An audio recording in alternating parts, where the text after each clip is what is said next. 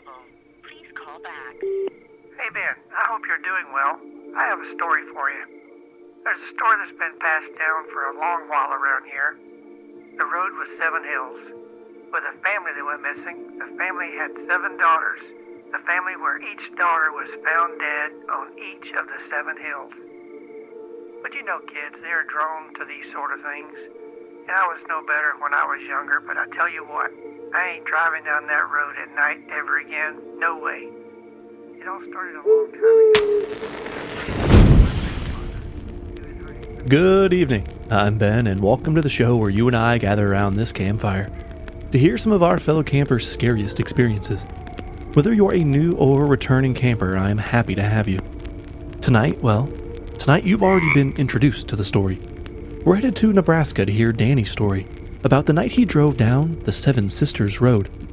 Stick around after the episode this week for what I'm calling a shallow dive into the legend. It's not comprehensive, but I was very intrigued by this story and have a little bit more to share than normal.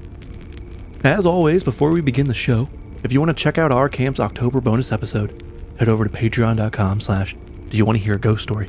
You'll also gain early access to ad-free episodes, get a shout out at the end of one, and much more. Now, without further ado, do you want to hear a ghost story? I suppose this story began long before I was ever a character in it. Before most of this land around here looked the way it does now. The story of these 7 sisters is something we all know, something we've all heard. I will be the first to admit that this story changes, quite a bit really, depending on who it is who tells you. The version I am most familiar with is the version I heard from my grandfather, who heard it from his grandfather.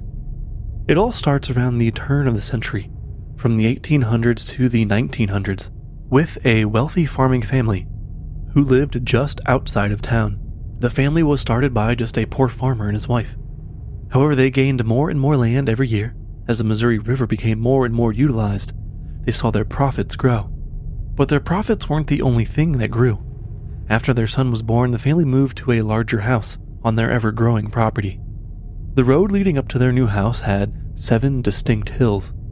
Soon after year, for 7 years in a row, they welcomed a brand new baby girl. 1 daughter for each of the 1 hills on their road. And the family was happy for a long time. But as the kids grew, the son noticed that everyone in town was jawing at his sisters, scheming, vying for a piece of his family's fortune, he thought. Now back in the day, this usually wouldn't have been a problem, but the father was, for the time, a progressive man. He enshrined his will evenly to all 8 of his kids. The son would plead with his father, night after night, year after year, to change his mind. They'll marry off, have all their money and land just absconded by whomever they marry. We'll no longer control it, Dad, please. The son would plead, but the father never budged. It was when the eldest daughter became betrothed that the son snapped. Over dinner, his anger came to a head, and blinded by his outrage, he just got up and walked.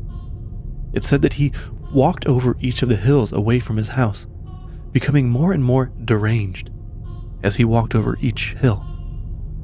The farmer and his wife, unnerved by their son's behavior, went out looking for him as they bid their daughters goodnight. They would never be seen again, as they were slain at the hands of their son, as they crossed over the crest of that 7th hill. The son returned home, again losing more of his mind as he passed over each hill, and kidnapped his sisters one by one, dragging them from their bedrooms down the road over the hills. Starting with the farthest hill from the road, he hung his sisters atop each hill, growing crazier as he walked back and forth over all of the hills, eventually walking back to the house from the closest hill one last time when he finally returned home, just to set himself and the house on fire. I know this sounds like what you would call an urban legend, but I promise you there's nothing urban about these parts, and there's something unforgiving about that road.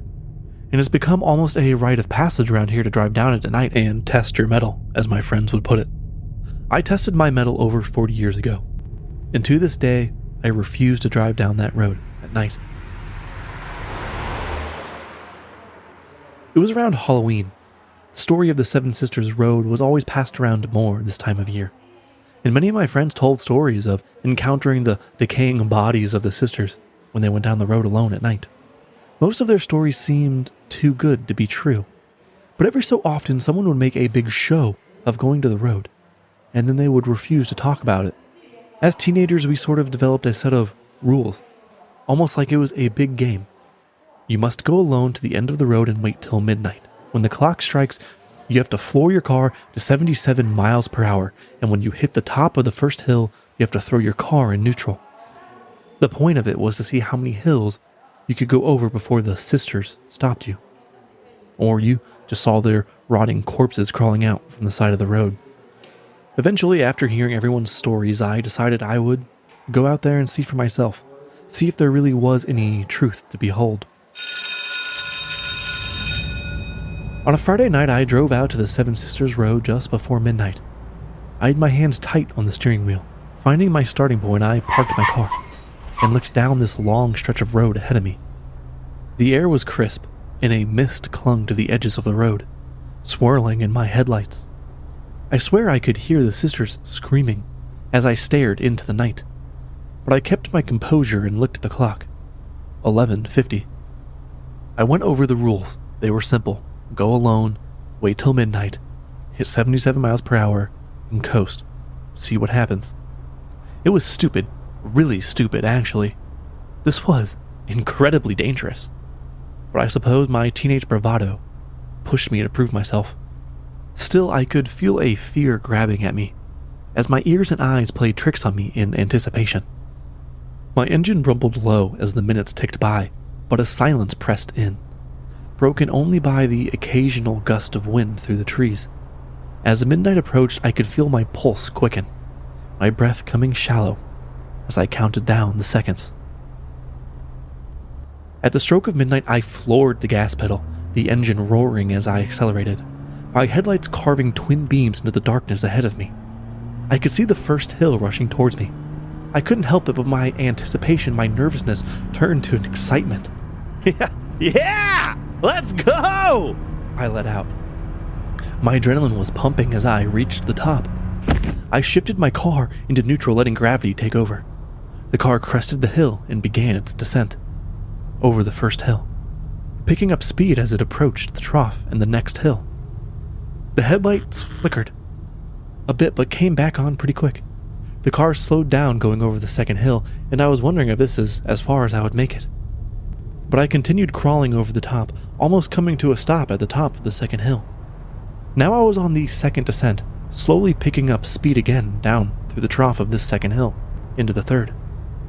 My headlights flickered again, for more than a moment this time as my car ascended the third hill, plunging everything into darkness. My stomach dropped as I gripped the wheel tighter. Then the lights came back on, and there, in the middle of the road, were 7 figures. 7 pale and skeletal figures. The sisters. My breath got caught in my throat, and before I could react, the headlights flickered off again as the car stopped. Again plunged into darkness, my car began to roll backwards, down off the third hill towards the second hill. My headlights flickered on and off a few more times before completely dying, leaving me in total darkness as my car rolled to a stop. My engine coughed a couple times before totally dying. My pulse pounded in my ears and I swallowed hard, trying to steady my breathing. Okay, you're okay. What happened? I tried starting my car, but nothing. Did it stall? I had to get out, I had to fix it. Shit. I had to get out. I had to get out with what was ever on the road. I grabbed the flashlight I kept under my seat, the beam cutting a narrow path through the darkness as I opened the door and stepped out. The cold air bit at my skin and the wind rustled the leaves on the trees. I forced myself to ignore it, moving around to the front of the car and lifting the hood with my trembling hands. I looked at everything, but I couldn't find anything out of the ordinary. All I could see was that one of the terminals on my battery was loose, but that shouldn't have caused it to stall, I didn't think. I forced myself to breathe.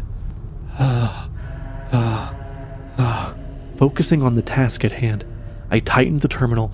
My fingers were numb with the cold, but also crossed that this would fix my problem.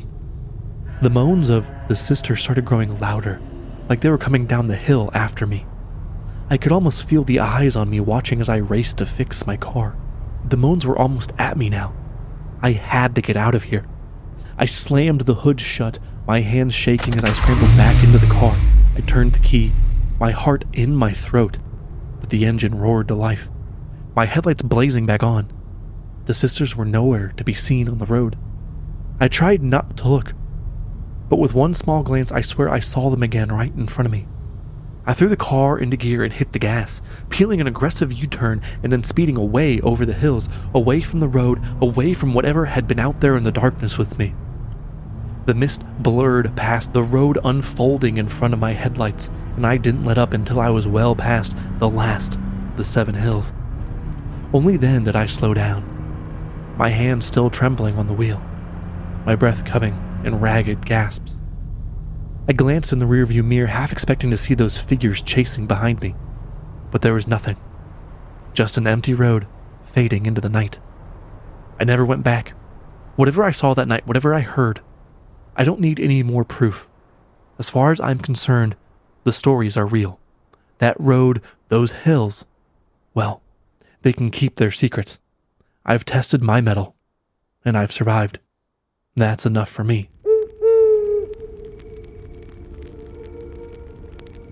Thank you, Danny, for allowing me to share your story. This is such an awesome story, and it's clear that the legends of the Seven Sisters Road holds a powerful grip on you and everyone from your hometown who dares to confront it. I was incredibly intrigued by this legend. Something about it was just so familiar. As you told in your story, and along with every other version I can find of the Seven Sisters Road, it's an old path located in southeast Nebraska, in Otoe County, Otoe. I'm probably messing up that pronunciation, but in Otoe County, Nebraska. The road, as far as I can tell, is now known as L Street, and it's built through and over the hills where these murders are rumored to have taken place. A lot of the local accounts that I've found say that the area has changed significantly over the last few decades, and that only 4 of the original 7 hills still remain visible. Despite this, the stories of these 7 sisters remain, and many believe their restless spirits haunt the road to this day. Some claim to hear them, the terrified women screaming on the road. Perhaps the most unsettling stories are from those who have driven through the area at night, accounts that mostly align with your encounter, Danny. Cars stalling for no reason, your headlights dimming and brightening, and in some cases, your windows rolling down by themselves. It seems that you locals, whether you believe in ghosts or not, tend to avoid that road after dark. Thank you for sharing it. I had an incredible time diving into it.